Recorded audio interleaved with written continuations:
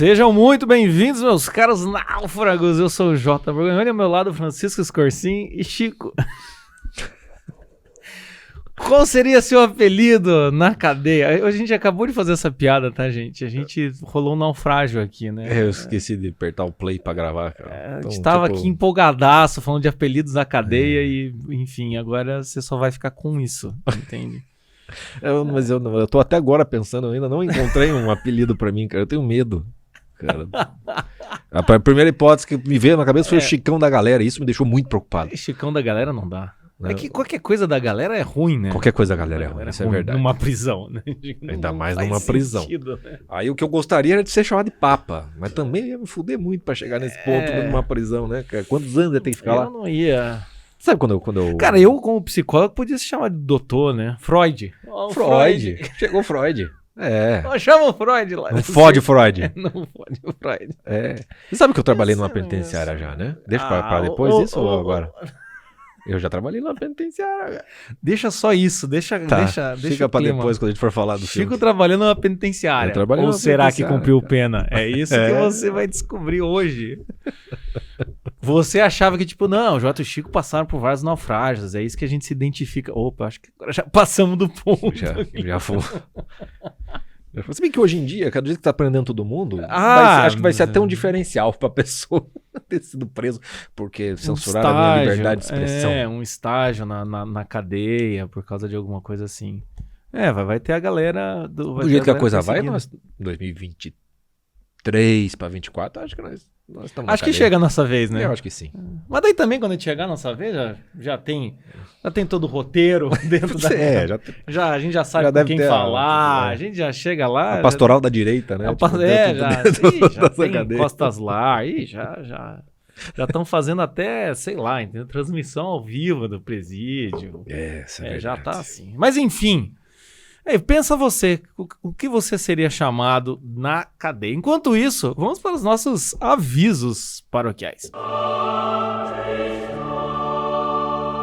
Primeiro aviso paroquial é óbvio, é sempre o mesmo, tá?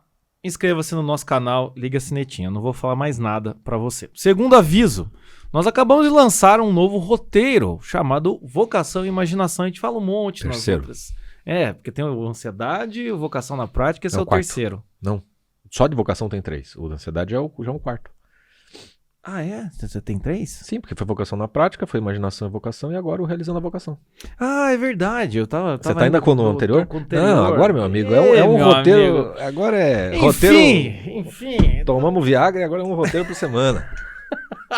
Então aqui, o turco ficou louco, entendeu? É muito roteiro, cada semana é um roteiro. Mas enfim, estamos no terceiro roteiro de vocação, que é Realizando a Vocação. E aí você pode se perguntar, mas mais um roteiro? Como assim? Do que vocês estão falando?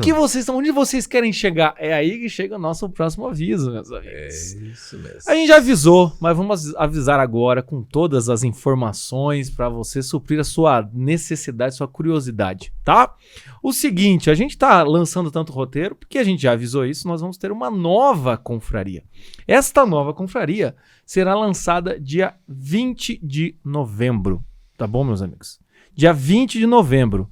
A gente tá gravando esse podcast, sabe o quê? Dia 6, eu acho, de novembro, por aí. Né? Na sexta-feira, 5, 6 de novembro. Quem tá gravando agora é dia 1º. Mas dia 20, daqui 15 dias por aí, a gente vai lançar a nossa nova confraria. Num grande evento. Num grande evento que começa um dia antes. Que começa um dia antes, exatamente. Então, nós faremos um evento para o lançamento desta nova confraria. Será em São Paulo, será dia 19 e 20 de novembro, tá? Porque vai ser isso, assim, vai ser um negócio épico, apoteótico ou não. Enfim, você tem que estar lá para participar. Como que vai funcionar para vocês que querem saber parte prática? Na sexta-feira, né, as aberturas dos trabalhos, iniciaremos os trabalhos às 16 horas, ou seja... 18 horas, desculpa. 18 horas. A gente até pode abrir esses trabalhos mais cedo, mas o povo me entreguei. Às 18 horas, nós abriremos lá, vai estar aberto o espaço lá do Instituto Veraz, tá? No link aqui embaixo você vai ter essas informações. Estaremos lá recepcionando-os? Estaremos lá recepcionando, conversando. E se tudo der certo... De repente a gente faz uma filmagem, não para ser transmitida, evidentemente, mas para ser utilizado depois. É o melhor estilo Amaury Júnior, entendeu? Exatamente. Então você... Recepcionando celebridades. Sempre quis conhecer a gente, mas não vou até Curitiba. A gente vai estar lá, dia 19, às 18 horas, vão iniciar os trabalhos da sexta-feira, porque sextou. É isso aí. Aí, às 17 horas, vamos ter uma palestra com o Francisco Corsim, tá bom? Qual que é o nome da palestra, Chico? Explica pra gente. Bom, antes de tudo... É bom você saber que na sexta-feira, tanto você sabe, por que nós estamos fazendo um evento para lançar um negócio? A gente podia fazer uma live e lançar. Meus amigos, os tempos são outros. Nós não podemos mais falar tudo que a gente pensa, que a gente quer, que a gente gostaria. A gente quer liberdade para poder falar. Então não vai ter transmissão alguma. Na sexta-feira, então, a gente vai começar falando sobre pós-pandemia. Apertem os cintos, a sensatez sumiu. Essa vai ser a minha palestra, uma série de temas serão trabalhados nesse momento. E vai ser, vou recuperar a primeira masterclass que nós temos na nossa Confraria dos Náufragos, é sobre para você entender o tempo presente. Essa masterclass foi gravada lá em 2017, né? E eu já estava de certo modo atrasado, né? Porque o mundo já havia mudado daquilo que eu havia colocado. Aquele é o tempo presente pro meu tempo lá para trás. Depois de Facebook, Instagram, meus queridos, nós estamos num novo tempo. Então, não vai ser uma atualização daquela masterclass, mas a gente vai falar dos novos tempos, e a pandemia ela é um divisor de águas para muita coisa, e a nossa sensatez está indo pro saco, né? Então a ideia é tentar recuperar um pouco do bom senso, vai. Então eu vou começar falando do naufrágio, dessas coisas, para daí na palestra seguinte... Daí na palestra seguinte, na sexta-feira... solução. Dia 19 de novembro, eu vou vir às 20 horas com a minha palestra chamada Terapia do Bom Senso. Tá? Por que terapia do bom senso?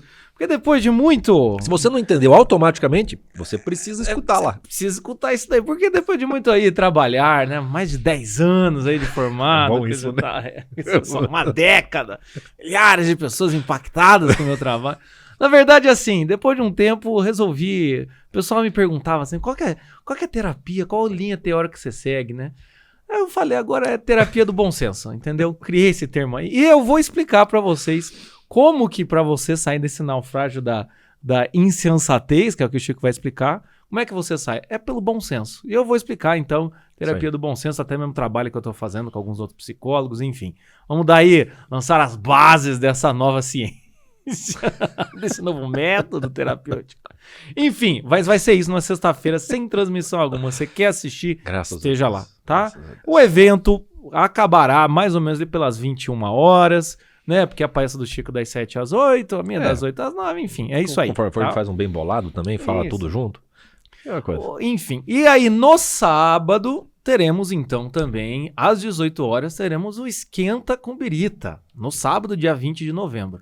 Então o evento começa sexta-noite e depois é sábado à noite. Esquenta com Birita. Esquenta com Birita. Se você não entendeu, eu não vou explicar. E depois disso, às 19 horas, inicia o nosso podcast especial ao vivo, tá bom? Ao vivo lá no Instituto Veraz, em São Paulo, com plateia. E também o lançamento da nossa nova confraria. Né? Que tá focado muito nessa coisa de terapia do bom senso. Exatamente. Contas, né? Tá por um lado, né? E nos tirar da insensatez. Eu queria fazer só apenas um pequeno parênteses. Vai lá, Chico. Porque a gente foi no Instituto, vai ser no Instituto Veraz, ali em São Paulo. O endereço vai estar aí. A gente tem todos os links aí para você se inscrever. Tá aberto os ingressos. Isso. Né? São poucas vagas, porque a limitação já é menor, diminuída por conta da pandemia. Então corre aí, que senão você não... A gente fez o preço que dava para fazer, para cobrir só os nossos custos, né, com o evento, que a gente vai fazer uma estruturazinha legal para o lançamento. E uma coisa que é legal, porque o Instituto Veraz, ele tem na frente do Instituto Veraz, ele tem um bar-restaurante. Isso. Né? Então, ele reproduz os melhores momentos de toda a faculdade, de toda pessoa decente e sensata que passou por uma faculdade, que é oscilar entre a sala de aula e o bar na frente da faculdade. Quando nós fomos lá, e inauguramos o happy hour deles cultural na sexta-feira, nós fizemos o bar subir até a faculdade. Entendeu? A gente fez um acerto, o cara do bar subiu para fazer os drinks para nós. Isso você não encontra em nenhum evento. Nenhum evento. Então esquenta com Birita, meus queridos. Vai ter uma brincadeira. Lembrando, obviamente, que a gente não vai ter condição de custear esse tipo de coisa. Não. Então a gente vai levar o bar, né? Mas vai ser um valorzinho à parte ali para vocês, se quiser beber um pouco com nós antes da gente começar. Porque o podcast, meus queridos, sábado, 7 horas da noite, 8 horas. Sobra que eu não quero estar. Não, com certeza não. Ainda mais a gente vai parecer tipo formatura, assim, que o cara tem que fazer o discurso da formatura pensando no open bar do depois, entendeu? Porque vai estar O trabalho que a gente tá tendo pra organizar essa nova confraria agora. Quando chegar no dia 20, a gente vai estar assim, tipo, no nosso limite, tipo... vai ser sei lá, cara... É melhor nem usar exemplos, nem vamos usar para não criar expectativas. Mas enfim, vai ser isso. Isso, então às 19 horas. E também assim, o que vai acontecer no podcast, qual que é o diferencial? A gente vai ter caixinha de pergunta ao vivo, meus amigos. A gente vai ter karaokê. A gente vai ter sorteios, a gente vai ter boias De Naufrágio Brasil. Bom quadro que nós vamos Naufrágio Brasil. Somente nos podcasts ao vivo. De Naufrágio Brasil. Vai ter o De Naufrágio Brasil. Vai ter estudo de caso na hora ali. É tipo The Voice Brasil, entendeu? Eu e o Jota vamos ficar de costas e você vai contar o seu naufrágio. Se a gente virar, a gente vai dar atenção. Senão você sai e vem uma outra pessoa. A gente não vai dar bola pro seu caso. The Naufrágio Brasil. The Naufrágio Brasil. Naufrágio Brasil. É isso aí, vai ter isso também. Eu podia fazer também, isso. A Record tem, né? Eu tô cuidando da minha mãe que tá doente, então eu fico sabendo agora o que acontece na televisão brasileira. O que acontece? Eles têm um The Voice deles, né? Que é um canta geral, um negócio assim, que vai a pessoa na frente e tem 100 pessoas no palco. E aí, se você gosta, você... clica assim e canta junto. A logística vai ficar. The Wall, a parede do som, né? Eu não sei o nome daquele negócio. Deve ser alguma coisa. Uma merda. Mas enfim, alguma coisa. Dia 20 de novembro estaremos lá fazendo tudo isso e lançando a nova confraria. No meio dessa confusão. Tem gente que tá perguntando, vai ter transmissão, não vai ter transmissão? Como é que é? Queria assistir pelo menos a confraria. A gente tá fazendo ao vivo porque é pra ser ao vivo, gente. É presencial. Exatamente. A ideia de confraria é proximidade. Não fique contando com... Não fique contando com essas coisas. Vai, se inscreve. Aqui embaixo tá o link, como o Chico falou. Você se inscreve ali, é o link do Simpla. Tá? E o ingresso dá pros 2 dias, tá? Então, isso, não posso ir num dia, não posso no outro fazer. Ok, mas é um valor só para 2 dias, tá? Então, divida esse valor em 2, você vai ver que tá praticamente de graça, né? Em 3, né? Porque é 2 palestras, mais o. Sim. Meu Deus, tá muito barato. Se for pensar bem, dá para dividir nos 4, porque você tem abertura antes, que é legal, tem um negócio que é bebida, tem. Porra. Então caraca, cara, fica menos de R$100 por cidade. Meu Deus do céu. Cara, é só beber que todo mundo fica rico. Tá, exatamente. Tá, então é isso, tá, meus caras? Hoje é sexta-feira. Aproveita que você tá assistindo esse podcast. Fala, eu vou. Daqui 15 dias eu vou estar com esses caras lá. Eu não sei o que vai acontecer, mas eu vou. Eu quero esse tipo de clima, entendeu? Essa empolgação, esse espírito. Você tá, clica aqui embaixo. Depois você termina esse podcast, clica aqui embaixo. Compra esse teu ingresso, tá? E como a gente disse, são vagas limitadas e infelizmente isso não é um gatilho de venda. Não é. É realmente mesmo. Vagas limitadas, tá? Mesmo. Porque o espaço não é live. Não vai com, né? Não é produto teatro digital lá, que todo mundo finge que, olha, tá acabando as vagas. Não tem limite. Por que você tá botando isso? Mas a questão é essa. Realmente as vagas são limitadas. E enfim, vai, gente. Só vai. Pronto. Agora vamos trabalhar, Chico. Vamos então para os naufrágios da semana. Primeiro naufrágio da semana tinha que ser Curitiba, né? Dos mesmos criadores do rapaz pede moça em namoro e leva pedrada na cabeça. Briga por cachaça entre amigos termina com um esfaqueado e outro preso em Curitiba. O caso aconteceu na Praça Plínio Tourinho, no bairro Rebouças. De novo no Rebouças, né? Eles botam o Rebouças, mas a gente sabe onde é que fica, que é ali o antigo Capanema ali, né?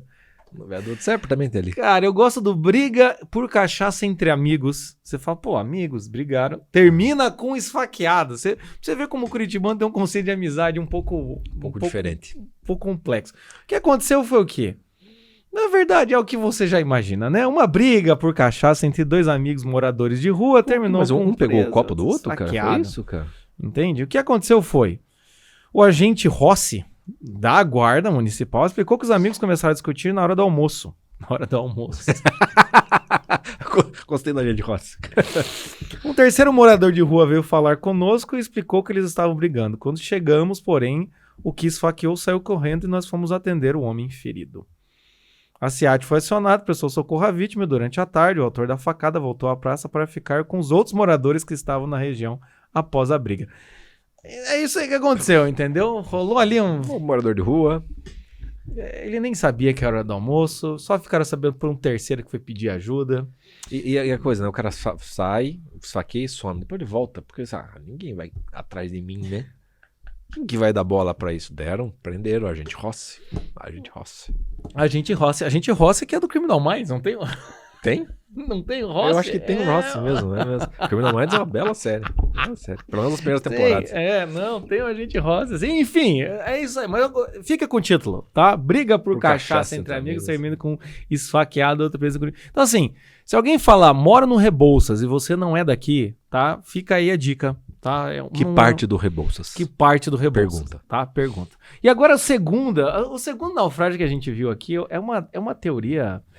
É exigente esse naufrágio aí. O primeiro, assim, você vê como tem relação com o nosso podcast de hoje. O primeiro é o quê? Uma pessoa que é presa, amigo, né? Poderia ser os dois caras lá do... Esse amigo deve chorar na primeira noite, né? Deve ser o que chora na primeira noite. Esse amigo provavelmente, né? E agora vem uma outra teoria que tem muito a ver com o nosso podcast também. Segundo teoria da conspiração, o cantor Eminem foi clonado. E aí, Chico, você leu, você foi até lá. E aí, explica isso pra gente. Eu li porque hoje em dia a moda é você ler notícias clickbait, né? Na qual a manchete ela diz mais do que tá na notícia. Eu não sabia, mas todo mundo sabe que existem, né, lendas urbanas no mundo pop, né? Elvis Presley não morreu, Michael Jackson não teria morrido, segundo alguns. Avril Lavigne não envelhece. Paul McCartney, você falou Paul McCartney, né? Paul McCartney morreu. Cara, a teoria do Paul McCartney é maravilhosa. É maravilhosa. Ele tá descalço e fumando um cigarro com a mão direita na capa do Abbey Road, que ele é um símbolo de que eles estão querendo dizer, os Beatles estão querendo dizer que o Paul McCartney não morreu e não estão permitindo. Cara, é uma zona. E toda a teoria da conspiração, ela exige que você seja muito burro na entrada dela. Porque você tem que aceitar uma hipótese, que se você aceita, depois vai fazer uma lógica do cacete. Mas se você parar pra pensar, pera lá. A premissa que é o problema, entendeu? Se você der muita atenção, a coisa vai. E o que acontece? O Eminem, que eu não sei ele apareceu no final dos anos 90, né? Acho que é virado ali o rapper branco, né? E aí ele fez um hiato muito grande entre álbuns ali no começo do século XXI. E em 2006 ele apareceu, né? Já um tanto quanto diferente fisicamente falando, porque obviamente ele envelheceu nesse período. E surgiu a teoria... Ele envelheceu 6 anos. E daí tipo, é um clone. É basicamente que ele teria morrido. E aí, igual as bandas do K-pop, que eu não sabia, mas eles têm acho que uns 28 discos já gravados. Porque morre, troca, pode ficar anos e anos Strauss vendendo. Então disseram que o Eminem deixou muita coisa gravada e ele morreu. O Eminem morreu. E aí eles botaram um Android. Essa é uma pegada legal. Porque o Paul McCartney é um sósia que tá fazendo o Paul McCartney. O Paul McCartney é um sósia. É alguém de verdade. Porra, puta de um sósia, né? É um Android. É um Android, entendeu? Cara. E aí as pessoas viram que o Android tava mal feito. Ele tava com as bochechas diferentes. Estranhamente, o Eminem mudou em 6 anos, fisicamente falando. Eu mudei em 2 meses, que eu perdi peso, já muda. Imagina em 6 anos. Mas isso foi requentado em 2017. Em 2017, ele foi dar uma entrevista, o Android. O Android, é claro. Foi dar entrevista.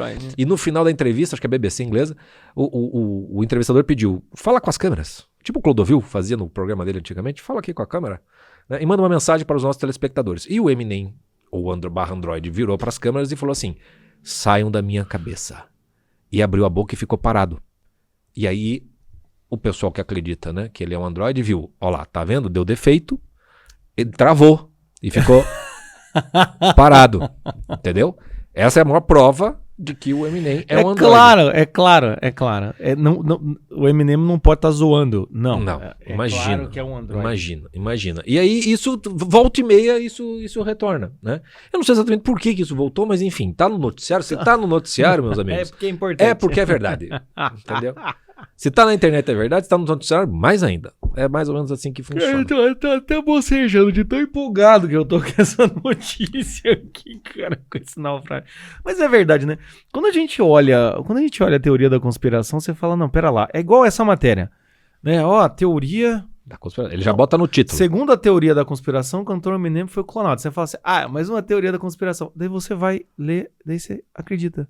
Esse é o problema da teoria. Tem o trecho da entrevista que você realmente... Bom, normal, o sujeito não tá, né? Alguma coisa deve ter errado ali.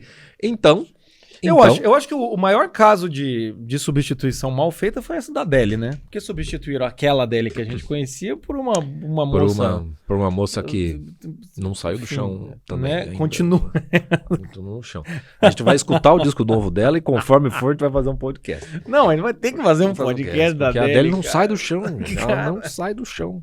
Cara, é um troço triste. Garrou, cara. Grudou aqui, galera. Grudou aqui. Ela não sai do chão. Mas enfim. Temos esses dois. Tem a ver com o filme também, né? Porque o nosso protagonista foi preso por uma teoria da conspiração. Não, e também assim... Quando ele sai de lá, ele também faz, né? Ele vive um outro personagem. Ele tá vivendo lá o outro cara lá, né? É verdade. Não, tem isso mesmo. Enfim, pra quem vai a boia? Pra quem vai a boia, eu tô realmente compadecido do cara que levou a facada. Entendeu? É verdade, não diz ali se morreu, né? Não sei se morreu ou se não morreu, mas com certeza, assim como o cara que deu a facada voltou pro lugar, o cara que levou a facada deve ter voltado pro mesmo lugar e sem a cachaça. Cara. E com uma ferida que não deve ter sido se não morreu, não tá bem, né? Mas eu acho que eu daria pra Agente Rossi, cara. Porque o Agente Rossi teve que atender o ferido. Né? Ele tá ali na praça e eu falo, porra, o cara voltou, vou ter que prender, vou ter que levar pra delegacia, fazer. Eu só tava aqui de ronda. E o pior é que o Agente Rossi deve estar ali embaixo ali do viaduto, naquele parquinho, barra praça ali, que foi, acho que onde foi o negócio ali. Ele deve ver cada treta, né? Deve. Cada treta. Deve saber o nome de todo mundo e falar, não. Então não sei, mas eu acho que o cara que levou a facada, né? O Agente Rossi, afinal de contas, tá fazendo o seu trabalho, né? Tá trabalhando, né? O cara que levou a facada, ele não devia estar esperando por isso, né? Eu acho que sim. Não devia estar esperando. Eu acho que sim. Enfim, então, você, meu cara, conterrâneo, tá? Chega aqui. Tem até uma cachaça dos Night, te dá uma cachaça. Você que é mendigo, certamente vai escutar esse podcast. Venha. Venha. Façam essa mensagem chegar até ele. Eu não sei o nome dele, mas eu sei que vocês conseguem. Ainda mais com o curitibano. Na Praça Plínio, no Rebouças. Vai lá e avisa que a gente tem uma boia pro sujeito que foi esfaqueado. Esse povo muito caloroso. Então é isso. Pra você, a boia. E agora vamos falando em preso, em pessoas com dificuldade com a lei, policial, essas coisas. Vamos pro nosso podcast, Um Sonho de Liberdade. Vamos lá então para Shark Tank Redemption. Shawshank Redemption. Já tem uma música final, né? Redemption Song do Bob Marley. Toda vez que eu penso nesse filme, vem essa música na minha cabeça. Então... E eles terminam no mar, né? Então assim, não tem... Já escolheu uma música... É no México, que pra todo americano é tudo a mesma coisa. Eu não sou americano. Mas... Juan Pornego, como é que é lá? Juan, não sei. Eu gosto daquela parte do filme, o cara falou, você deve se lembrar o nome da cidade, né? O cara, essa parte eu falo assim, mas vá tomar no seu cu, né, Andy? Se o cara chegou até ali, vai que ele não lembra, cara, por que não bota o nome do negócio? Quem que vai descobrir? Porra, você não vai deixar nem aí a pista. Nem a pista aí, cara. É pra ninguém ir atrás mesmo, cara. Só o Red. Porra, cara, pior também E o cara deixa também, tem um carvalho, que tem uma pedra, que você parou pra pensar que essa relação desses dois é tipo casamento? Por quê? Porque fica 30 anos e daí vem... Você vai lembrar, né? Aquele dia. Lembra do carvalho? Lembra que tinha tal coisa? Você lembra o nome daquilo, né? Você lembra, né? Você sabe que é assim que funciona. Não, cara, aí tem lá um negócio, foi lá onde eu fiz amor com a minha esposa. Mas, meu Deus, precisava falar disso. Não. Tá falando que é casamento, cara? Não precisava chegar nesse ponto, cara. Ai, cara, é incrível isso, incrível. E daí, tanto que o Red passa a noite em claro, né? Bem coisa de casamento mesmo. Ei, caraca, aquela hora que o cara vai falar, ei, porra. Eita, porra. Não, tem um bom modelo ali. Começa com o naufrágio de relacionamento e a gente tem todo um modelo ali de relacionamento. A gente fala casamento aqui, mas toda grande amizade que dura com o tempo também tem dessas... com certeza dessas coisas. Com certeza tem. Mas enfim, vamos lá, começando do começo. A gente fez um roteiro e fomos falar uma coisa completamente diferente. Começando do começo, chega o novato lá, tem uns brother na cadeia, e aí fica aquele clima já, né, do tipo... Bem-vindo ao inferno, né? Welcome to the hell, né? Fica um negócio assim, né? Começa com o caso, o naufrágio dele de relacionamento mesmo, né? Sim. Demora muito tempo pra você achar que ele é inocente. Até porque ele tem uma certa frieza meio psicopática, vai. Sim. Na forma como ele fala com os advogados, ele não demonstra emoção. Depois lá, ele é um fleumático do cacete. Porra, fleumático pra cacete aquele né? cara. Meu Deus do céu. O fleumático é esse. O fleumático é assim. Então ele, né? Caralho, meu amigo. Se você não matou tua mulher, se você ama tua mulher desse jeito, e você tá indo pra prisão, a única hora que ele faz assim é quando o juiz diz assim, 2 sentenças de morte, de pena de... Não é? Como é que é? Sentença perpétua. Perpétua. 2, uma pra cada vez que você tirou. Ele faz uma cara, mas meu senhor... Tipo, o fleumático, o senhor não escutou o que eu tava falando? Eu falei assim, quase tem emoção, meu querido? Eu não vou lhe dar atenção. Muito não é fleumático isso. Ué, mas por que deu errado se eu falei tudo certo? Cara, tua mulher morreu, nada. E é o que ele faz quando chega. Fleumaticamente, ele não dá um pio. Também com aquele gordo todo cagado, todo... que não aguenta 30 segundos. Negócio lá. Eu quero a minha mãe. Quero minha mãe. Eu quero a minha mãe, cara. Eu não sei como... Mas assim, eu vou ser sincero, eu assistindo aquele filme, eu falei, meu amigo, tu tem uma cela pra você. Entende? Não tem 40 caras fazendo uma fila pra te dar as boas-vindas, vamos dizer assim. Não, tem uma cela pra você, entende? Dá pra Provavelmente você não tinha um quarto quando você morava com teus pais. Eu quero minha mãe, o cara chora, o cara vai... Eu achei muito engraçado aquela aposta no começo ali, porque aquilo é bem masculino de ser, né? Sim. Tipo, total. Obviamente, né? Vai ter o bullying. Antes o bullying, depois qualquer grupo masculino tem isso. Depois o acolhimento, vamos dizer assim, né? Igual o Jordan Peterson fala no 12 Regras pra Vida dos Mineiros. Fala exatamente isso. Mas, olha, você tem que passar no primeiro ritual de passagem, entendeu? Que é o quanto você aguenta esse pequeno bullying, vai. Porque tem... Você vê que é legal até pra falar de bullying. O filme é bom, hein? Dá pra falar tanta coisa. Dá pra falar porque de bullying o que consegue ganhar o dinheiro depois, ele fica muito culpado, né? Caralho, não era pra ir pra tanto assim, né? Mas ele percebe na mesma hora, fala assim, para, gordo, para, sossega. Não, ele fala, né? Sossega. Ele percebe que, tipo, vai dar merda, né? E o bullying tem sempre esse risco, né? Não, e assim, do controle. E o bullying, se a gente for ver, depois o Andy passa pelo bullying lá do grupo os crossfiteiros lá, né? Do grupo lá, né? O pessoal do crossfit lá. Então, você acha que ele foi currado, cara? Fica pra mim meio ambíguo. Não, foi, eu acho que sim. Comeram o Andy? Eu acho que sim. Deve ter acontecido algumas vezes. Porque haja Redemption aí, hein? Né, quando segura o cara lá, né? Naquela hora que ele tenta se esquivar, segura o cara de costa ali, o outro já. Eu acho que sim. Acho que o filme foi só. Colocou a situação num nível. É um filme dos anos 90, né? Fosse hoje em dia, a gente ia ver essa curra com detalhes. Enfim. A gente ia. E aí o cara ia ser muito mais problemático, né? O Andy não ia ter aquela esperança, aquela nobreza, né? O Red também não ia ter. Ia ser uma merda, pra falar a verdade, o filme. Ia ser aqueles filmes assim, vamos chocar a sociedade, ia ser uma bosta. Mas eu acho que sim, eu acho que deve ter acontecido sim alguma coisa. Mas enfim, o cara entra, e como toda pessoa que entra aí no presídio, tem que fazer suas alianças, né? E aí é que o filme começa a ficar divertido, ou ficar interessante, na verdade, né? Sim. Que é quando você percebe que o Andy ali... E o filme é interessante porque ele é narrado pela visão do Red, né? Até um certo ponto, né? Ele entra como narrador na prisão. O fora tá sendo mostrado... exatamente. Assim. É um narrador de terceira pessoa, vai. Mas na prisão é interessante porque é a visão de vista do Red, né? A visão do Red, ou seja, um cara que tá lá faz muitos anos, tá lá já institucionalizado, como ele fala, né? Assim como o Brooks. É um cara que também não é flor que se cheira, afinal das contas ele tá ali na ilegalidade, ele não é o... Cometeu crimes, né? Cometeu crime, continua cometendo lá, coisa e tal, blá, blá, blá. E aí quando você vê, tem um diferencial, né? Então o filme é interessante porque traz esse olhar de um cara que já está dentro de um ambiente, já está dentro de uma realidade, já está acostumado com aquilo, olhando para um outro sujeito falando, não, pera lá, esse cara aí tem alguma coisa. Que primeiro ele não gostou, porque ele apostou ele se engana, né? No Andy, ele aposta no Andy que ele vai chorar. Branco, rico, esse tem tudo pra ser um piada de prédio, né? E aí ele vê uma nobreza, né? Então, não precisa uma nobreza, uma resistência, a resiliência do Andy ali, até o Andy se aproximar. É admirável mesmo, né? É admirável mesmo. O filme cresce justamente pelas relações que eles estabelecem, né?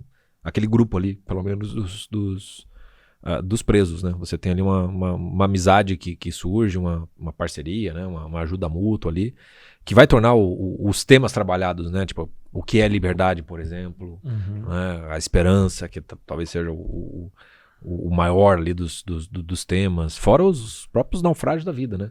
Tudo isso vai sendo trabalhado, mas o filme começa mesmo exatamente quando há o encontro, o Morgan Freeman normalmente faz qualquer filme crescer, né? Mas a química entre os dois é muito legal, cara. Os enquadramentos que faz das conversas quando são só os dois, tipo, é sempre o Andy parado e o Red vem, saem, né? As conversas próximas que eles têm, assim, é tudo muito verossímil numa relação. Sim. De uma amizade masculina ali entre os dois, mas também entre os outros que estão ali, né?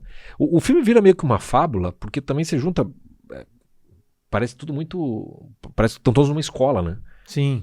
Parece que todo mundo mesmo numa escola da vida. Lembra muito Coach Carter, né? Não tem maldade, assim, parece que não tem na prisão ali. Tirando os crossfiteiros lá que fazem a coisa curra, mas você fica até com dó do sujeito lá que fica tetraplégico lá, enfim. E daí tem o guarda lá, cara, o ruim. Ele não é o... Não é. Eu achava que ele fosse o Bife. Sabe, do De Volta pro Futuro? Não é, né? Sei, mas eu acho que não é. Não é, né? Não, o Bife ele é muito maior. Ele fez o Pastor em Carnivale, um seriado da HBO, um pouco antigo já, da mesma época do Deadwood, assim, que eu tava na perda, eu fui pra esse aí. Era da mesma época, ele era um pastor, esse cara. Mas eu acho que ele fez algum outro filme... Você foi longe demais, mas enfim. Mas eu achei que fosse... Mas então, aquele bicho é ruim. Matou o gordo, é o que surra todo mundo, é o que mata o Elvis, né? Então, tem no filme um negócio do Fowler, porque, tipo, os bandidos são os polícia, né? De certa maneira. E os bandidos que são os bonzinhos. O que é perfeito, você que tá no naufrágio da insensatez, né? Que você já acha que é um filme, então, comunista, que é um filme, né? Que ele se tá prejudicando a imagem da polícia. Os símbolos morais do filme tá todos invertidos. Meu querido, não passe essa vergonha, entendeu? Existe toda uma estrutura irônica, né? Na qual, tipo, filme de pirata. Isso, né? pare, não escreva esse comentário aqui no nosso vídeo do YouTube. Não vai pra isso. Não faça isso, vai pra tá, isso, meu entendeu? amigo? Ninguém não tá dizendo que a polícia é ruim, até porque tem uns policiais lá que ficam com dó dele, que ajudam. A estrutura do erro tá colocada como sendo um erro, seja da polícia, seja do bandido. Exatamente. Então tá tudo no lugar certo, entendeu? Só se inverte aquilo porque o mocinho da história não é a polícia, né? Não é a polícia, até porque... É a mesma coisa. Tem mesmo aquele o Green Mile lá, do negão lá, que é o milagre, sabe o que é o... Sim. O cara forte pra burro, que fez o Pulp Fiction, que ele faz o mesmo milagre na prisão lá, que até com o Tom Hanks. A espera de um milagre. A espera de um milagre. Você tem a mesma coisa, dentro de uma prisão, mesma pegada, tudo no meio bom ali, naquele filme com os vilões muito claros. Então as coisas estão todas muito encaixadas. Então você tem ali uma espécie de fábula ali, na qual, assim, não está se tratando assim sobre a redenção, redemption, no sentido de uma maldade que precisa, então, o sujeito passar por uma espécie de conversão. Né? Porque o Andy, ele é inocente, como se você não viu o filme até agora, sinto muito. Ele não cometeu aquele crime, né? Você teve décadas pra assistir esse filme, ele é de 94, meu amigo. Eu tinha 10 anos quando ele foi lançado. Pelo amor de Deus, né? Porra, acho que foi 27 anos que você podia ter assistido esse filme. Você podia estar bem além disso. Então ele é inocente mesmo, né? Então ele tem aquela característica da inocência meio que contamina os outros, no bom sentido da palavra, que faz a redenção meio que ser coletiva através da ação da ação do Andy. Que é uma ação meio que humanizadora, se for pensar bem. Não tem nada de redenção no sentido religioso aqui. Não tem a redenção religiosa, mas tem o sentido da vida um cotidiano, um cotidiano repetitivo, né? Vamos dizer assim. Então, se a gente vai ver ali a estrutura do grupo antes do Andy aparecer, a estrutura dos amigos ali, coisa e tal, eles eram amigos que se defendiam e o Red conseguia ali um cigarro aqui, conseguia um negócio ali. Até porque... Era uma aliança mais do que uma amizade. Uma aliança, assim, né? Sentavam na mesma mesa, aquela coisa assim tem um grupo pra me defender aqui, e também é sempre até um Como limite, na escola, né? Você vai ter que ter a tua turma. Isso. Às vezes você não é amigo de ninguém, mas e aí o que acontece? É visível que, principalmente o Red, que é o narrador, é visível que ele estava extremamente, não é nem desesperançado, né? Sem esperança. Não. Ele era um sujeito que simplesmente ele não queria ter esperança. Então ele fazia um esforço para não ter esperança. O que é justificável. Completamente justificável. Tanto ele como o Brooks, todos os outros ali. E com certeza você começa... outra vida. Vou aceitar o que eu tenho aqui. Ainda mais se você tá ali, ainda mais na condicional. Toda vez o cara vai lá pra condicional a cada 10 anos lá e não liberam pra ele. Não, e ele repetia o mesmo roteiro porque sabia que não iam liberá-lo, né? Isso. Ele nem queria mais. Exatamente. Então, é uma espécie de inversão banalizante, né? Na qual você meio que aceita que... Bom, só tomei no cu. Então essa é a minha circunstância, eu não quero nem sair dela. Sim. E é um pouco da... Eu acho que é interessante ali, porque eu acho que o Red ficava naquele cara ali meio que fazendo contrabando, coisa e tal, porque eu também acho que se você tá num negócio desse, você cria algum tipo de personagem, algum tipo de passatempo, né? Sim. Então, você tem consegue que ocupar, um negocinho, né? Aqui, você consegue ali, né?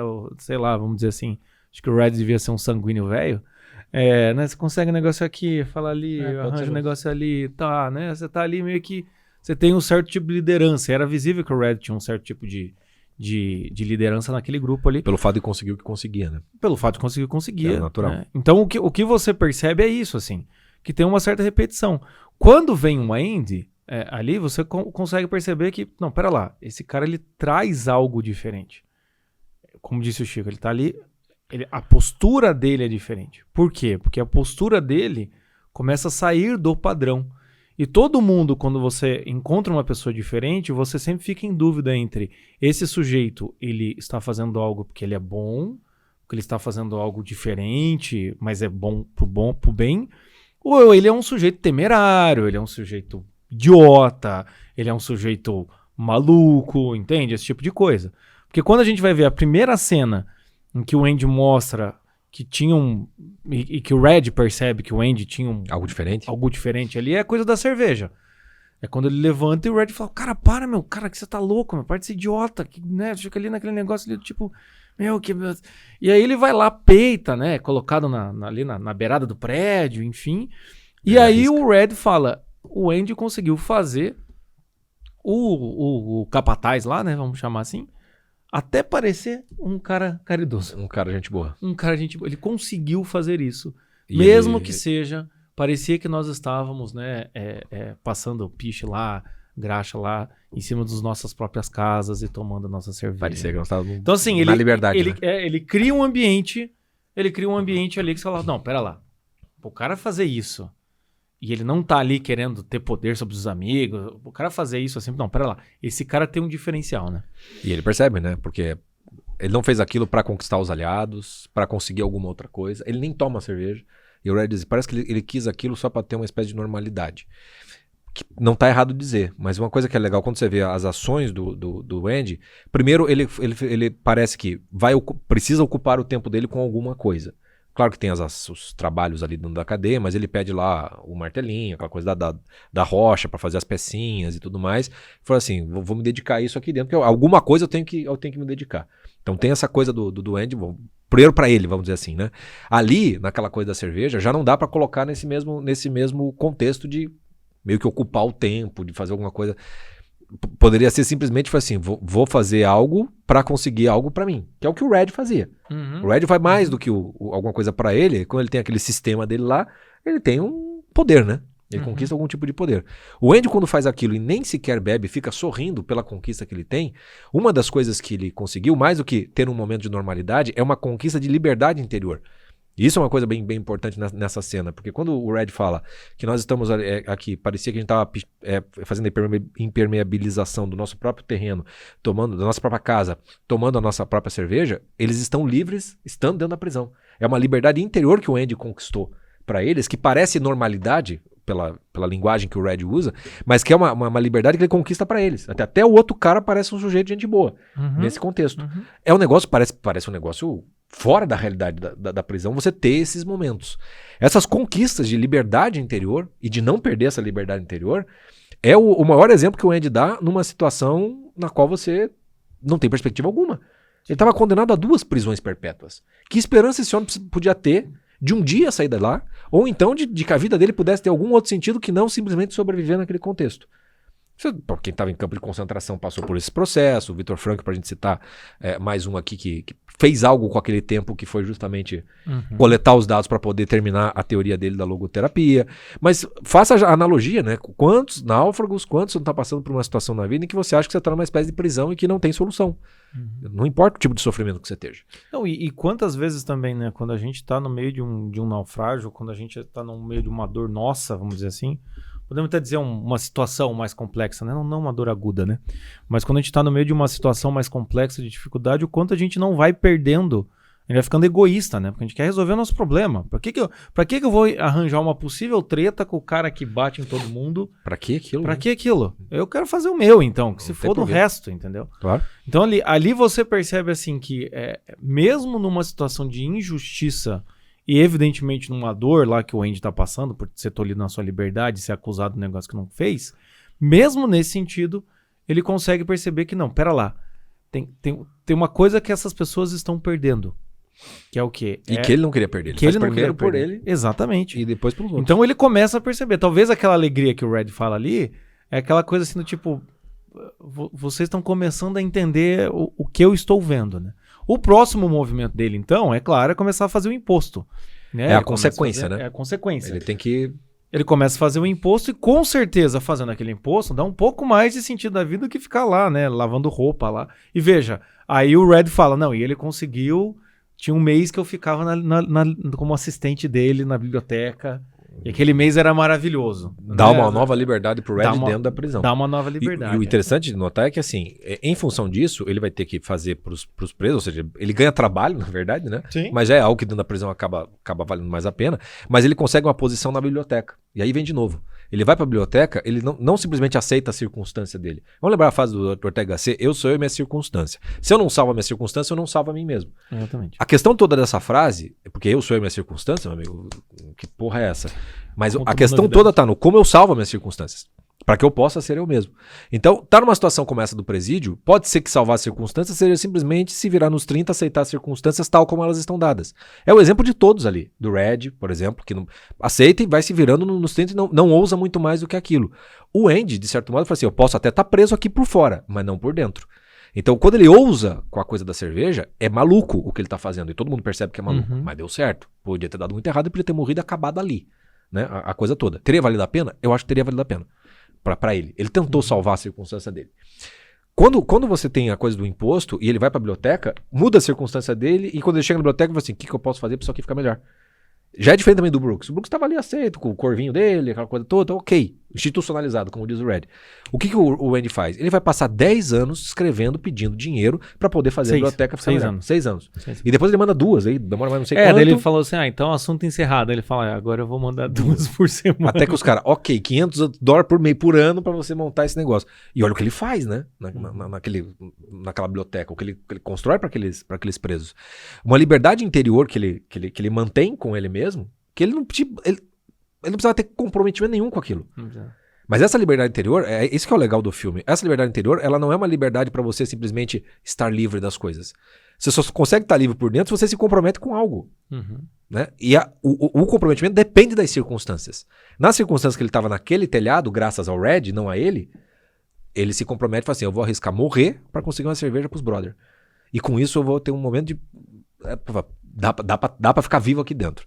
Depois da biblioteca, a mesma coisa. Ele não desiste daquilo.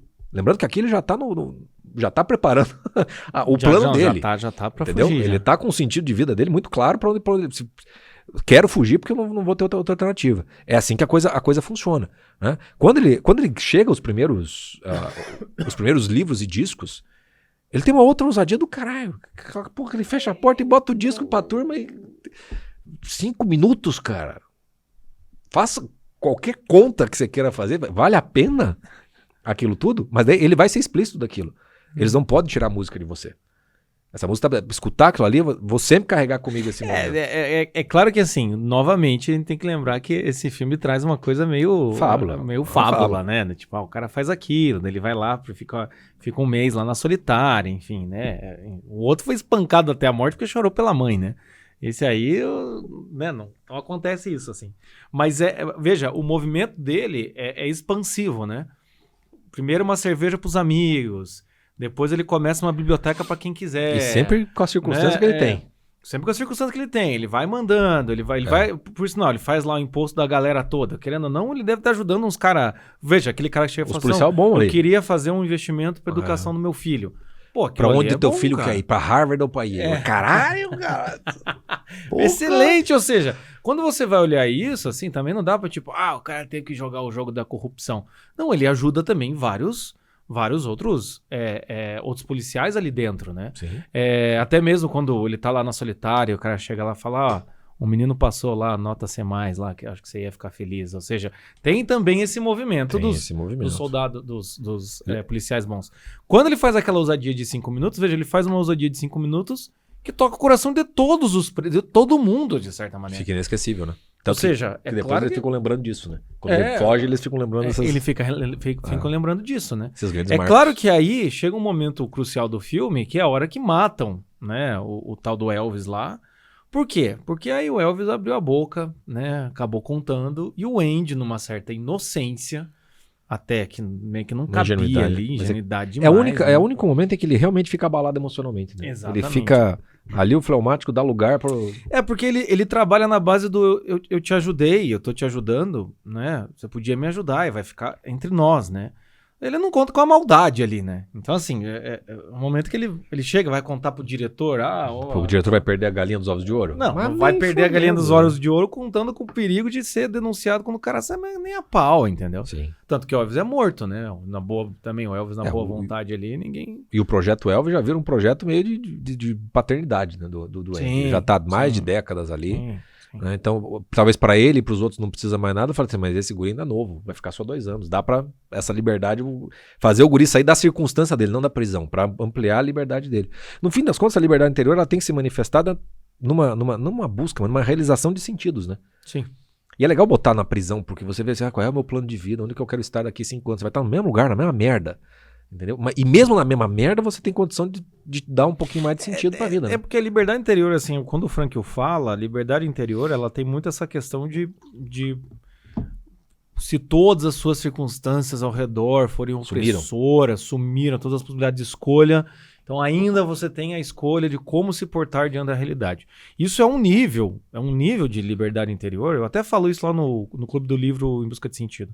Por sinal, é o livro que dá pra gente indicar aqui hoje, né? Exatamente. Eu falo lá, mas isso é uma situação que muito pouco você vai viver isso. A gente até pode fazer a analogia do campo de concentração ou a prisão da sua vida, mas vamos ser sinceros, não tá naquela situação ali. Nem o Andy tava nessa situação.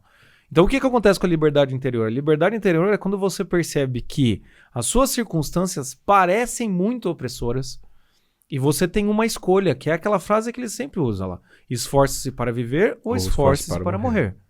O que acontece é o quê? Quando você vê as suas circunstâncias... E essa escolha está sendo feita. Exatamente, está sendo feita. Mesmo que você não queira escolher, você escolheu morrer, então. Então, quando você está diante dessas suas circunstâncias, o que você tem que olhar é isso. Aonde é que eu posso criar vida, eu posso ser criativo, onde é que eu posso ampliar as possibilidades, é onde eu não posso. Mas tá aqui, né? A gente tirou sarro aqui do morador de rua que talvez não vá ouvir nosso podcast, mas você pode estar num subemprego, você pode estar desempregado, você pode estar doente agora, uma doença. Mas como é que eu vou fazer isso? Na sua circunstância. Na sua circunstância de vida, com certeza dá para você se esforçar para viver ou se esforçar para morrer. Isso é igual você pega, vamos dar um exemplo bem pequeno. É a louça na pia, entende? E você fica entre continuar no seu Instagram ou ir lá lavar a louça, entende? O que você vai fazer? Tem um dever ali, tem uma coisa que é tipo... Ou então, sei lá, você tem que terminar um trabalho até sexta-feira porque vai ajudar alguém da tua equipe, ou você deixa isso para segunda, depois os caras que se fodam. Esforce-se para o quê? Para você fazer o bem, ou você se esforça para você fazer mal feito, né? Fazer bem feito e mal feito. A gente vai ver na vida, sempre tem essas possibilidades.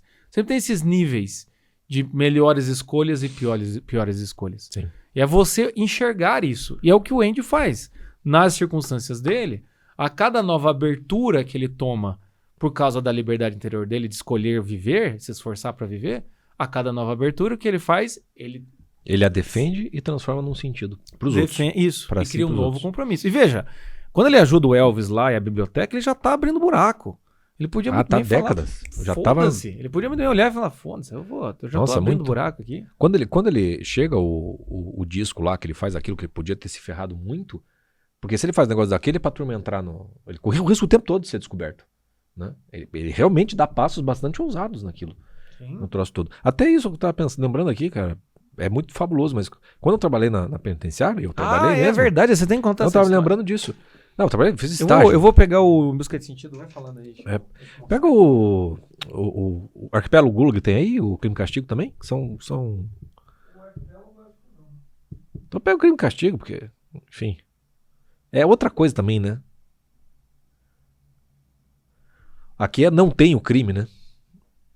Aqui não tem o crime, mas, enfim. Serve. Isso vai ficar gravado? Vai ficar. Ok. Então, quando eu estava na faculdade de Direito, que para mim é uma prisão, foi uma prisão, eu era tipo um Brooks. Estava institucionalizado naquela merda. Acho que não me lembro qual ano foi, sei lá, no começo da faculdade, eu consegui um estágio no DEPEN, que é o Departamento Penitenciário. E aí eu fui trabalhar, estagiando com um dos advogados que trabalhavam na penitenciária, atendendo os presos que não tinham advogado. E aí eu tinha a penitenciária provisória do AU, que era no centro da cidade, era 2 quadras da casa da minha mãe, onde eu morava. E aí eu ia lá toda tarde, depois da faculdade ia lá e participava. E aí, obviamente, que a quantidade de história... Eu fiquei poucos meses ali, mas a quantidade de história era maravilhoso, né? O advogado com quem eu trabalhava, ela tava com problema com o marido, acho que o marido tava com a amante, daí tinha um dos presos que era pastor, o pastor é que tava dando o aconselhamento espiritual pra ela, aí o pastor já tinha vomitado uma bola de feno num negócio que tinha acontecido, eu calado, vai que... E aí, mas o que eu me lembrei foi o seguinte, ali, tem presos que eles realmente têm regalias ou têm favores, não, espero que não por conta de uma corrupção interna, mas porque eles têm o tal do bom comportamento. Então teve uma vez que eu jamais vou esquecer, que foi quando eu tinha que pegar uma assinatura de um desses presos que estava trabalhando na cozinha. Então eu tinha ali, vocês lembram do AU, né? O bloco administrativo era o que dava pra rua, o presídio era lá pra dentro. Você passava por umas 3 camadas de grades. E aí eu tinha que assinar, falei, tá bom, né? E tinha um lugar lá onde a gente ia atender os presos, era como se fosse uma bilheteria de estádio de futebol, assim, um buraquinho assim que os caras vinham, xingavam, cuspiam e iam embora porque eles achavam que a gente tava só de sacanagem, era assim que funcionava. Então era pesado mesmo. Mas daí nesse dia eu tinha Nessas horas que a gente precisava de um face shield, né? Da pandemia. Total, os caras vinham e cuspiam mesmo, cara, era desse jeito. E aí eu tinha que descer, falei, ok, achei que eu ia ali, né? Nesse lugarzinho pra tudo mais. Não. E aí eu passei a primeira, passei a segunda. Quando eu passei a terceira, eu falei assim, não me encaminharam, porque os guardas encaminham, né? Daí eu perguntei, onde que fulano trabalha na cozinha? Pô, eu vou na cozinha? E ele falou, aqui, ó, pega aqui à direita e vai ali. E aí fizeram um trocadilho de cozinha. Pois cara, me deu um certo temor. E aí você tem ali uma espécie de uma praça interna, um pátio interno, e eu fui pra cozinha. E eu fui me dando conta, o guarda não foi, e não tinha guarda ali onde tinha cozinha, e já tinha passado o almoço, o cara tava lidando com os pratos, ele e outros presos. E são os presos com bom comportamento. Eu cheguei na porta, sem guarda. E eu tinha que pedir pro cara... Sem guarda e sem passar ar nenhum. Aí eu falei, senhor tal, e era um cara grandão, meu gordão, assim, daqueles que, sabe, tem pouco cabelo, ele joga 4 fios assim. E ele usava um óculos, o óculos dele fazia assim, ele virou pra mim assim, com o pano de prato. O que você quer? Nessa hora, cara, o piada de prédio que eu tava gordinho no filme, cara. Eu quero minha mãe.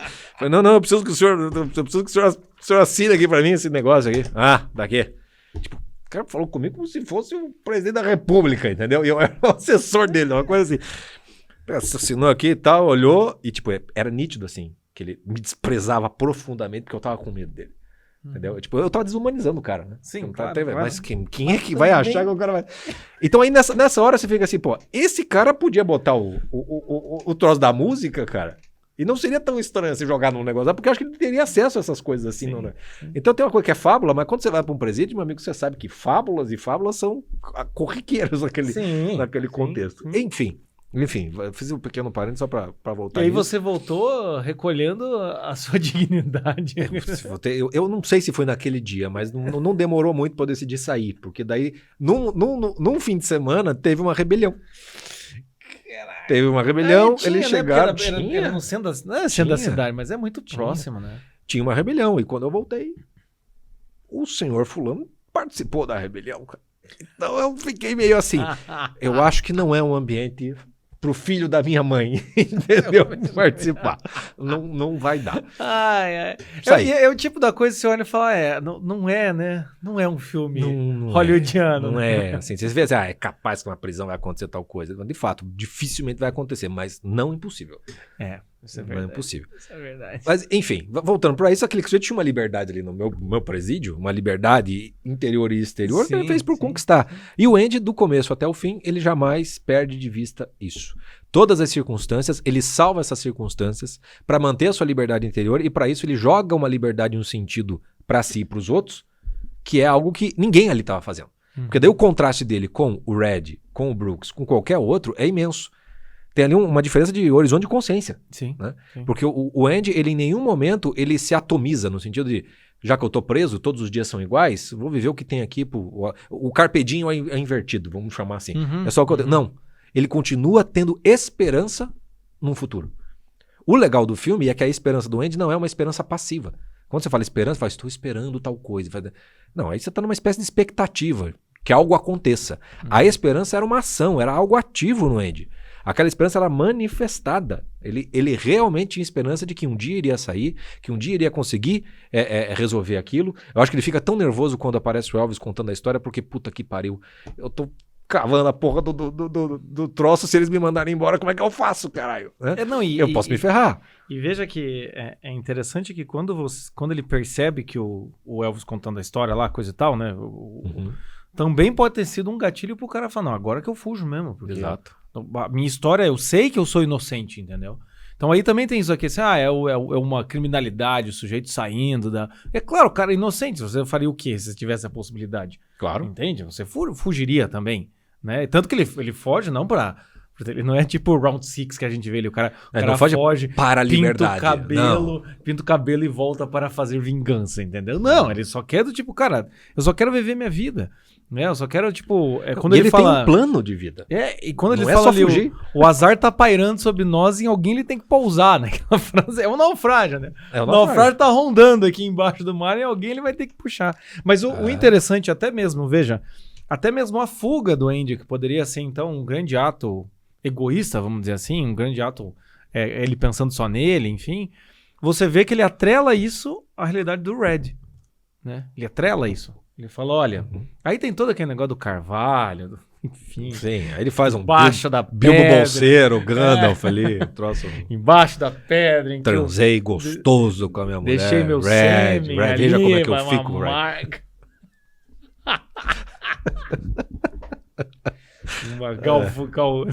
Tem uma pedra com o formato da minha... Enfim, quando ele tem tudo aquela parada, mas mesmo assim, veja, ele coloca aquela situação... De novo, muito parecido com o que ele faz no imposto. Não, eu preciso de um assistente. Chama o Red, né? Na biblioteca. Tava lá o Red, né? Eu preciso disso, né? Eu vou fugir, mas a minha fuga, eu vou atrelar também ao amigo. Porque se você for pensar bem, veja, ele fugiu, aí quando ele foge, ele vai lá naquela árvore, enterra a caixinha, e aí ele vai pro México. Tudo no plano dele. E aí ele vai pro México. Então, é interessante a gente perceber exatamente isso, assim. A esperança, quando existe a possibilidade, ela tem que ser atualizada. Ela é atualizada de forma como? De forma ativa. Isso. É uma ação, é uma salvando postura. As circunstâncias. Exatamente. E o legal disso é que essa esperança em ação, ela abre possibilidades de vida que parecem impossíveis antes. Desde quando que seria possível imaginar que aqueles presos iam tomar cerveja? Que ia se conseguir aquela biblioteca com música para os caras ficarem escutando naquela época. Tem a música, né? Que é aquela liberdade interior que ele leva para os caras do Hank Williams lá teve um cara lá que falou, não, se fosse Hank Williams, ele falou, não, então tá bom. Vou conseguir para você. Eu vou conseguir para você. E aí quando ele vai fugir, ele dá pro Brad, fala, Brad, tenha esperança. Tenha esperança, que essa esperança eu vou te dar uma possibilidade de vida. Uma coisa que é legal é que assim, quando uma pessoa tem esperança, ela abre possibilidades de vida para ele e para outras pessoas. E isso que é o legal daí do contraste do Red com o Brooks. Porque o Brooks, quando ele é libertado, ele é libertado, é o sujeito que ele havia desistido da vida. Ele não esperava mais nada nessa esperança ativa. Então ele vai para um mundo que ele não conhece, um mundo muito maluco, em que ele não vê perspectiva. Por quê? Porque ele não sabe mais abrir possibilidades. Ele não sabe mais o que é ter esperança. Ele só sabe ser mandado. Tanto que ele pedia licença, né, pra ir no banheiro, aquela coisa toda. O Red também aprende isso. Eles estão ali só para cumprir aquelas ordens. Quando o Brooks decide se matar, é porque ele fala assim, bom, não tenho mais nada. O falso, meu amigo, você tá livre, verdadeiramente livre. Como é que você não vai capaz de abrir possibilidades de outras coisas, mesmo que fosse fugir, ir pra morar em qualquer buraco quente, qualquer coisa. A esperança abre possibilidades. Quando você não espera mais nada, você só fecha possibilidades. Aí parece que só resta uma coisa. Brooks esteve aqui, né, que ele morre. A cena que eu mais gosto desse filme é quando o Red sobe lá e diz assim, e o Red também. Qual é a diferença dos dois? Os dois institucionalizados, os dois aceitando as circunstâncias, os dois não queriam sair dali, os dois acham uma merda a vida lá fora. A diferença é que o Red tinha uma possibilidade de vida, que não foi ele que buscou nem encontrou, mas foi dada pelo Andy, que faz com que, naquele contexto, ele perceba, ou eu morro aqui, ou eu arrisco viver, abrir a minha vida com essa possibilidade que o tal do Andy me deu. E tanto que, veja, o Red fala assim, né, aquela hora que ele olha as armas lá e fica aquela coisa assim, qual crime eu poderia fazer pra eu voltar pra dentro? E aí mostra a bússola, né? E aí mostra a bússola. Símbolo muito legal ali. E é muito interessante aquilo, né? Ou seja, esforço pra viver ou esforço para morrer. No caso ali, se ele fizesse um crime banal, ele ia voltar pra... Ele está se esforçando pra morrer, né? Vamos dizer assim. E aí o que é interessante ali é a gente perceber, então, que o Red, ele arrisca, ele fala, fui cometer meu segundo crime, que é romper lá com a minha condicional, espero... E veja que legal, no ônibus ele fala, espero que eu consiga passar pro México. Eu espero que eu consiga passar a fronteira. Espero que eu consiga encontrar meu amigo. É claro que o filme, pra mim, o filme ele podia acabar com o Red indo no ônibus. Já tava bom. Não precisava a cena lá, final, né? Do cara, esses caras se encontrando. Mas enfim. Meio Lagoa Azul, né? Fica um negócio. Esquisito. Enfim, o cara tá muito sozinho também ali. O Andy tá muito isolado, assim, né? Me lembra muito o Última Noite. Que chega uma hora que até mesmo a fotografia fica meio idílica, assim, negócio... Fica paradisíaca, né? Podemos dizer que aquele final não existiu, mas o que é interessante é isso. Porque o que o Red podia fazer? Ele podia olhar e falar assim, vou fazer um crime banal pra eu voltar pra dentro. Eu esforçar pra morrer. Mas ele fala, não, vou fazer um crime com algum sentido. Se eu voltar pra dentro, pelo menos aquele soldado caiu, mas caiu atirando. Sim. Tem um sentido real ali. Ou seja, eu vou encontrar meu amigo. Por isso, então, a bússola é um símbolo legal por conta disso. O sentido da vida sentido também tem a coisa do dar significado e sentido que dá um rumo, né? E isso que é legal da bússola, e é isso que é legal que o Andy faz, que é o que ele dá esperança. O que é esperança? O que é você dar esperança? É você plantar no coração de alguém meio que uma sensação de que as coisas podem dar certo. É como se fosse uma bússola mesmo. É do tipo, o norte tá pra lá. A bússola não é uma receita de bolo. A bússola não é um mapa do tesouro. Não, a bússola é mais ou menos, tá pra cá. É como se você pega alguém e fala, não, tem esperança. No meu trabalho como psicólogo, no nosso trabalho aqui nos náufragos, coisa e tal, o que ele mais faz é o quê? É ficar tentando plantar esperança, ou então tentando fazer a pessoa perceber que, cara, o jeito que você tá olhando a realidade, por enquanto... Tá muito limitado. Tá muito limitado. Fechado. Ou então, assim, mesmo que seja a esperança espera passar um tempo, espera, daqui a pouco vai ficar mais fácil de ver. Na hora que o bicho tá pegando, só dá pra você aguentar o tranco. Isso, aguenta. Mas vai ter a hora em que você pode fazer algo com esse tranco. Dá pra ir além, né? E assim, o que é interessante... E o que é interessante essa coisa da esperança e até mesmo esse convívio, a gente tá falando sobre lançamento de confraria, essas coisas, é que agora há pouco a gente tava fazendo aqui o roteiro, a gente se deu conta que a confraria, querendo ou não, é isso que acontece na confraria. Ou seja, são pessoas que estão ali por seus naufrágios, que se sentem presas pelos seus naufrágios, né? Sem perspectiva. Sem perspectiva, sem que esperança. Encontram outros colegas de presídio. De presídio, né? Ou seja, a galera dos relacionamentos, a galera da maturidade, naufrágio total, ou vocação. Pessoas que estão meio que na mesma circunstância e o quanto isso não faz você voltar a ter esperança, né? E é legal constatar ali que, por isso que o filme é muito legal, por conta da confraria que eles criam ali, de uma amizade genuína, que não é feita apenas pelos interesses.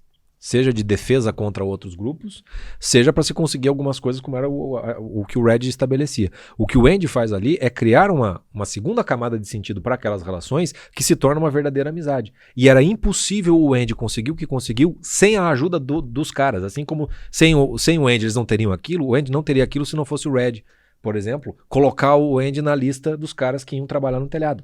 Então, essa ajuda mútua é uma das coisas mais bonitas do seriado, né? O Andy está sempre disposto a ajudar, e ao ajudar, de certo modo, é meio que desperta nos outros, vamos ajudar também.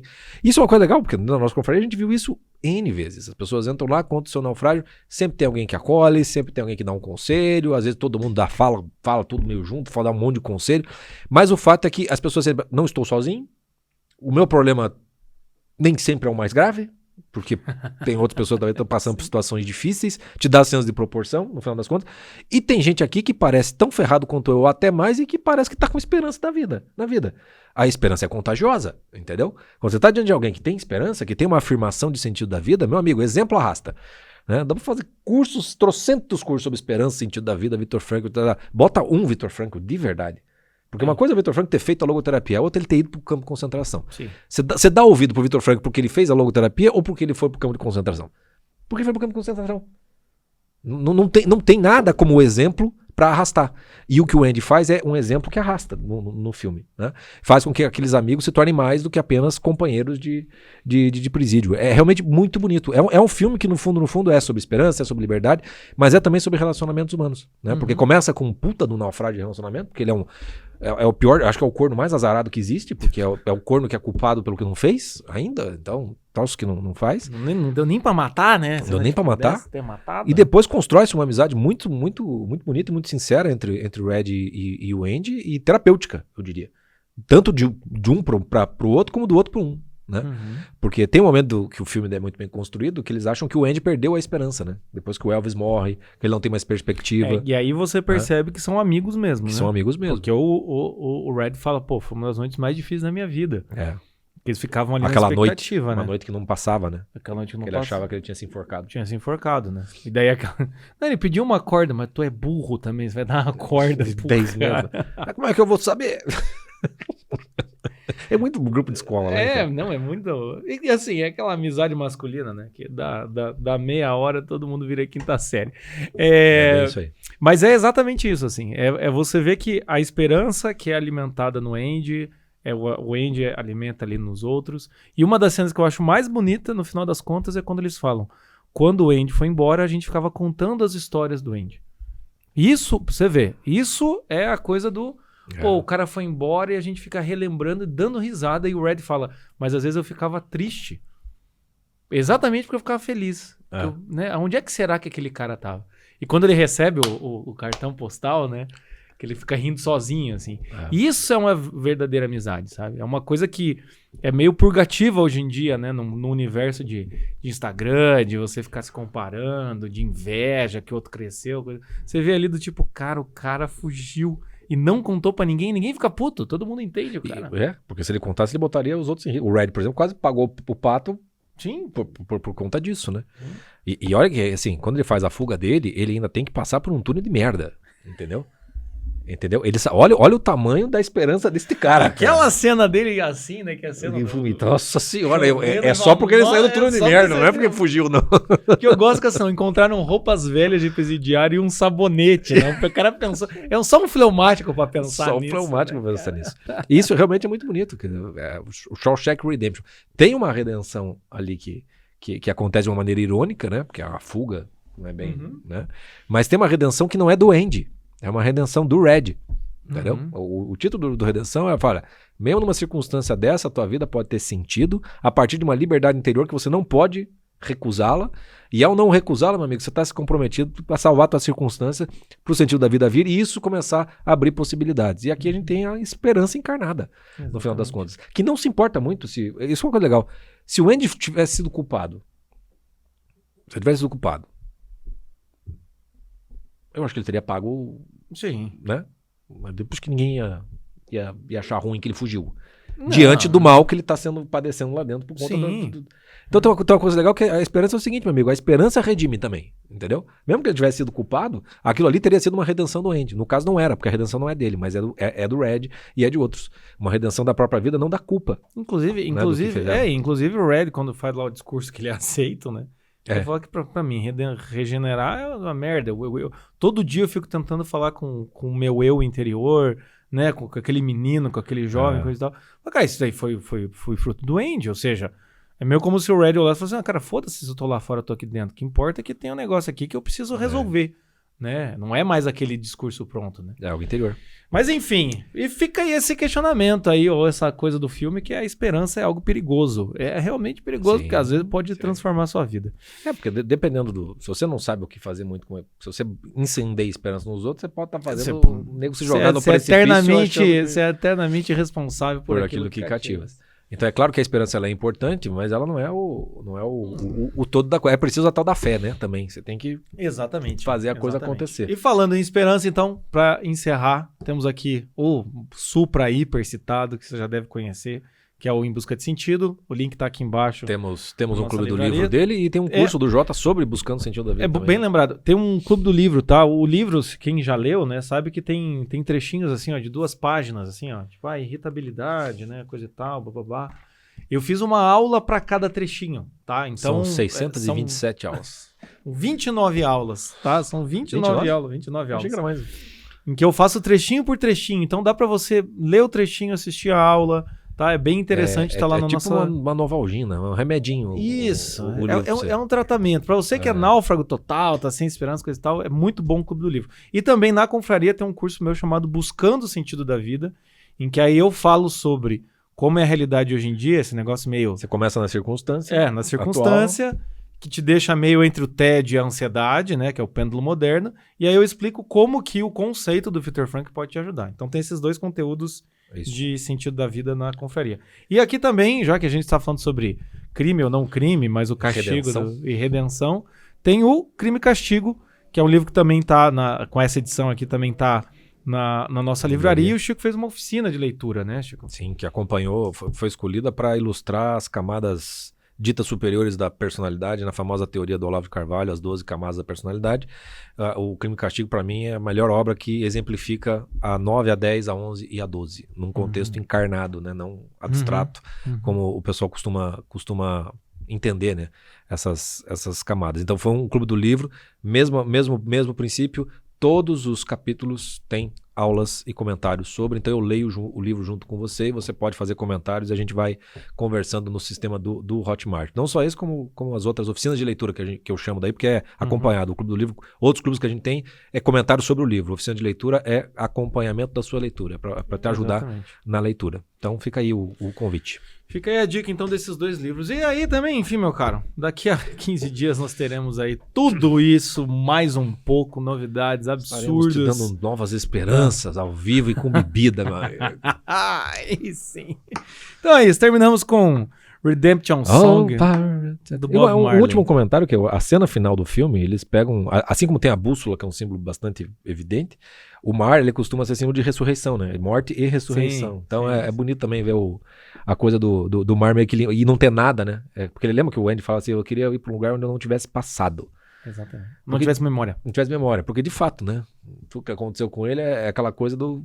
Mas eu acho que ele mudou de ideia lá, porque senão a vida dele perderia a graça se não tivesse passado por tudo aquilo. Assim, como é que não vai ter memória, não vai ter passado, se ele chama um amigo de prisão? Assim, pra vir junto, né? Mas na hora parecia uma boa ideia, um lugar sem passado. Mas tem horas que a gente precisa desses né? Mas eu acho que o mar tem essa coisa, né? O Conrad também trabalha essa coisa do mar.